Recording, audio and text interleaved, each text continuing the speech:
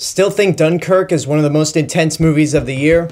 I mean, it is, but nothing beats Detroit so far.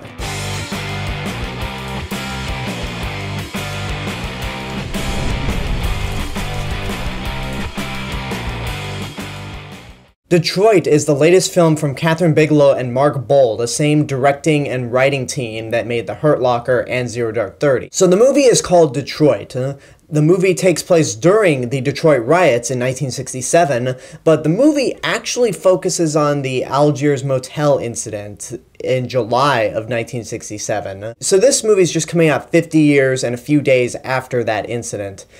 And yeah, this is an intense movie to watch. It's directed by Kathryn Bigelow, who did Zero Dark 30 and The Hurt Locker, as I mentioned before, and both those movies were written by Mark Boal, who wrote this one. But Kathryn Bigelow also did Point Break, one of the pinnacle action movies of the 1990s.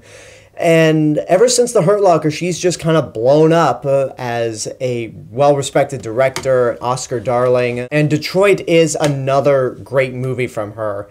Although I don't think it's one that's for everyone. What I mean by that specifically is, I think it's a movie that people need to see, because a lot of the themes in this movie, like police brutality, really do play an effect into our world and what society is going through today. So it's an important movie to see, but you have to be mentally ready to see it, because it is definitely one of the most intense movies I've seen in a long time. Like, this is more intense than any horror movie I've seen in a while. Even something like The Conjuring or Get Out. It's so nerve-wracking, and you're just going to be on the edge of your seat as you watch it. The thing that definitely helps, not only is the intensity of it, not only is it the way it's shot, but it's got some really good performances. John Boyega is one of the actors in the movie who just happens to be there at the incident and is the only black law enforcement officer there.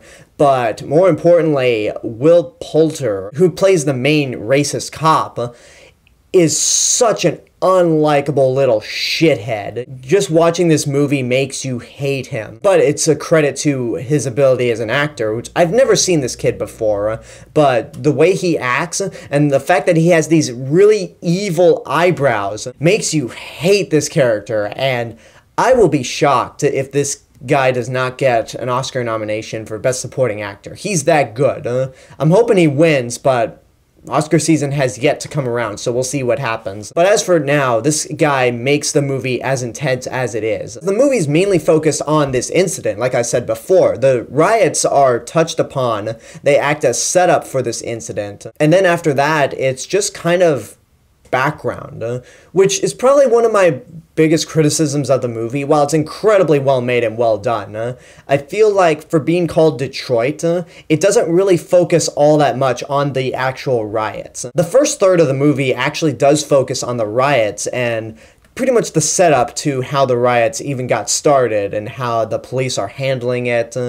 So it is really well done in that aspect, and it just makes you feel nervous. But the riots turn into a backdrop once we get into the Algee Motel incident. And in terms of all the characters, I feel about the characters here the way I feel about the characters in Dunkirk. They aren't really that memorable.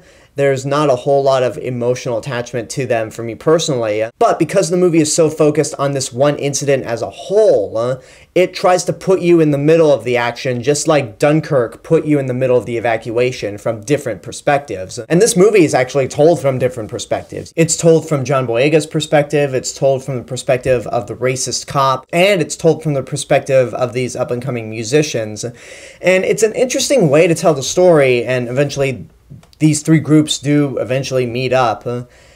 And yeah, I mean, there's not much else I have to say about Detroit. It's just really, you have to be mentally prepared to watch this movie, because I knew it was going to be a great movie going in, but based on all the things that I've heard, I was just not ready to embrace it. And yeah, all those things you hear about Detroit and what I'm telling you right now, they're all true. It's well directed, well acted, amazingly shot. It'll leave you on the edge of your seat, but it's a movie that you'll only want to watch once.